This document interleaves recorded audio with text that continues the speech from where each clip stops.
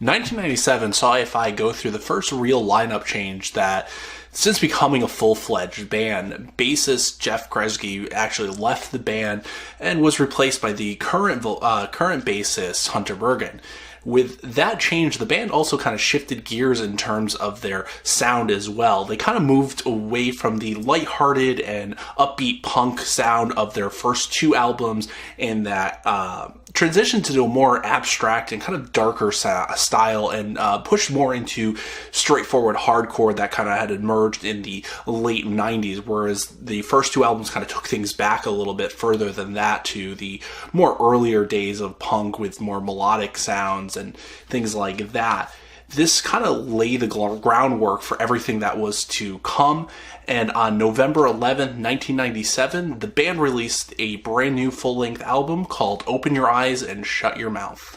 Now, right out of the gate, there's a definite shift in the band's style and the tone, and it can really be felt right from the opening track, which is called Keeping Out of Direct Sunlight, and it's the first of many introduction tracks that we get from the band in the future as well. It has a much darker and more aggressive feel to it than the previous tracks on albums had before. And that's kind of what we get from this album in general. The sound is overall more mature and more methodical versus what they had done in the past. It really feels like this band grew up a lot and were willing to actually kind of push themselves this time around. Things have been kind of slowed down a lot on some of these tracks, especially like on Third Season, and it kind of gives everything a chance to breathe and expand.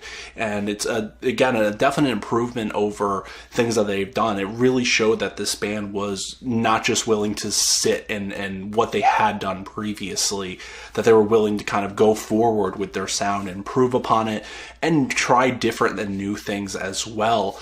There's songs like A Single Second, which is probably one of my favorite AFI tracks, and really one of the best tracks that they've ever written to date. And it's just bursting with so much energy and anger, and I really kind of like that.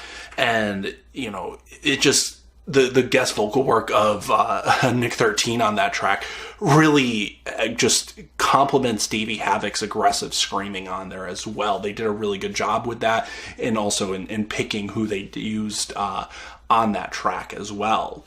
Now, the subject matter here has taken a much darker and grim tone overall.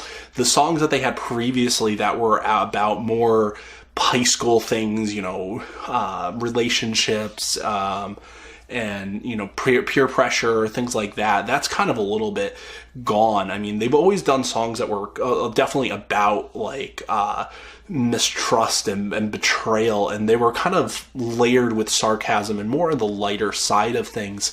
This time around, there's really nothing shielding you from that hurt and that pain and that anger, and it could really be felt in songs like Salt for Your Wounds, for instance, with lines like, I thought we both shared the same misery, both shared the same injuries, but now I found it's you who injures me.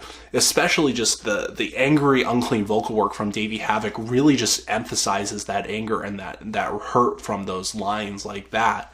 Now, this album also carries some pretty straightforward hardcore sounds, something like the Devil Loves You and 000, which just bring the angst full force and that pulsing bass lines that those songs have.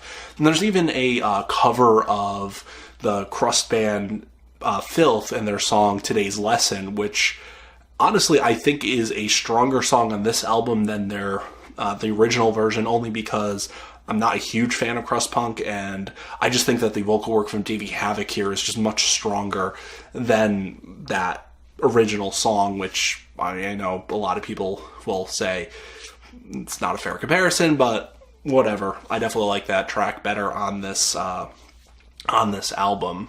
Thank you for watching the AFI Review Series. Next time we're going to be taking a look at their EP, A Fire Inside.